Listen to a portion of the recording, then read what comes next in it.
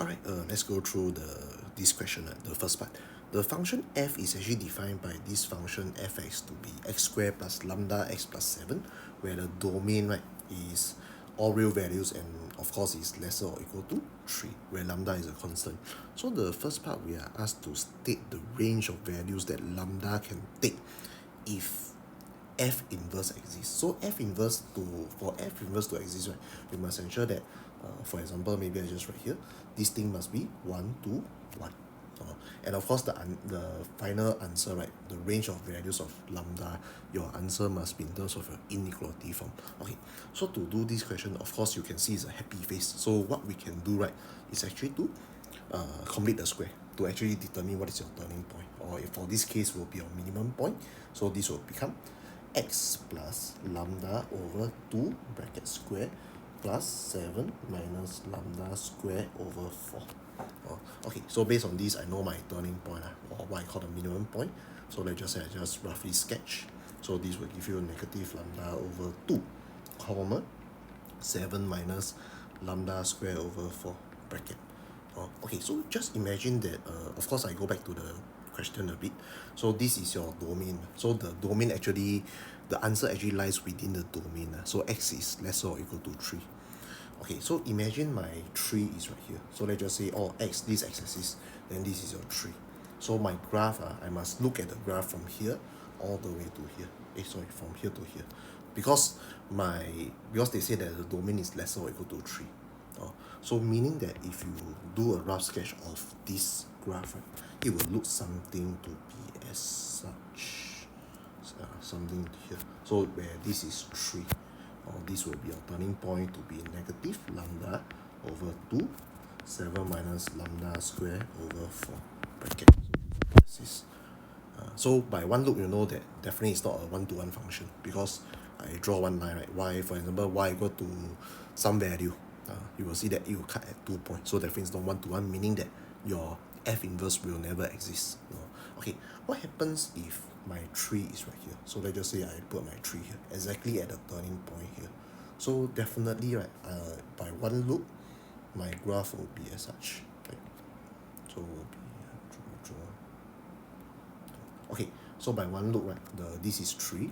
So this will be your graph. So I just look from here to here, right? So okay, so with this, my new graph will be as such. So exactly stop at the turning point. So this is your 3. So this will be your negative lambda over 2, 7 minus lambda square over 4, put a bracket. So this is okay because it's definitely one-to-one. Y equal to k, where k is a element of all the range of the values of f. The range of f, right, cuts the graph at 1 point. So this is one-to-one. So meaning that the f inverse exists. Okay, what happened if my graph, my x equal to 3 is here? So I erase again. So this part now will be as such. So I erase this as well. Okay, so this part will be here. From here, I must look at here until here, because I must stop at the 3. So my new graph will also be one-to-one, because it's just like that. So I stop here. So this is your 3.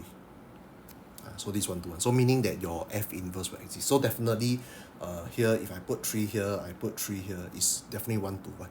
So of course, by what is the moral, right, is that this part, as long as your 3 is before the x coordinate of this turning point, then it's okay. So this will give you minus lambda over 2. So I say 3 is before or equal to this negative lambda over 2, right? It's actually equivalent to saying this value right here, right, must be greater than 3 or equal, greater or equal to 3. So greater or equal to 3 times negative 12. So this will give you lambda over 2, lesser or equal to minus 3. Then you just need to times 2. So this will give you lambda lesser or equal to negative 6. Yeah, so the range of values of lambda, right, can exist from negative 6 or even lower. So that is how we actually do this question. But if I do a bit of changing on the question, let's just say I change my domain to maybe x is more or equal to 3. then you must look differently already. So if I do the changing, right, so let's redraw the graph. So let's just say, okay, everything is the same. So this is the negative lambda over 2 comma y coordinate 7 minus lambda square over 4, then put a bracket. So if I look at, let's just say I put a 3 here, because now my domain of the function, right, is let x more equal to 3. So if I put my 3 here, so I must look, because this is the new domain, so I must look from here all the way to here.